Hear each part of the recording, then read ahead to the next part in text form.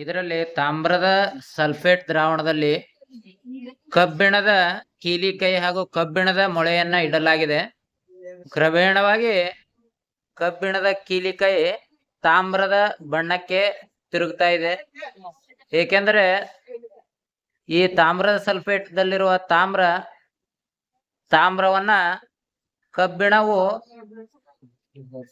ಸ್ಥಾನ ಪಲ್ಲಟಗೊಳಿಸಿ ಕಬ್ಬಿಣದ ಸಲ್ಫೇಟ್ ಉಂಟಾಗಿ ತಾಮ್ರವು ಕಬ್ಬಿಣದ ಕೀಲಿಕೈ ಹಾಗೂ ಕಬ್ಬಿಣದ ಮೊಳೆಯ ಮೇಲೆ ಸಂಗ್ರಹವಾಗುತ್ತಿದೆ.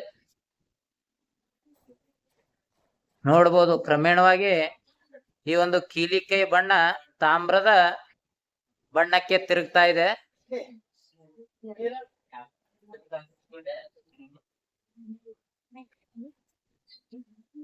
ಇಲ್ಲಿ ನೀವು ಕಾಣಬಹುದು ಕೀಲಿಕೈ ತಾಮ್ರದ ಬಣ್ಣಕ್ಕೆ ತಿರುಗ್ತಾ ಇರೋದು.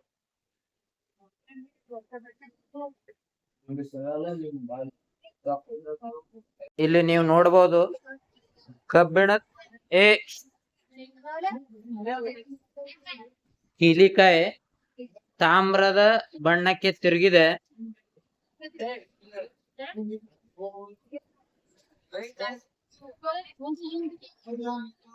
ಸ್ಪಷ್ಟವಾಗಿ ನೀವು ಇಲ್ಲಿ ಕಾಣಬಹುದು ಕೀಲಿಕೈ ಪೂರ್ತಿಯಾಗಿ ತಾಮ್ರದ ಬಣ್ಣವನ್ನ ಹೊಂದಿದೆ. ಈಗ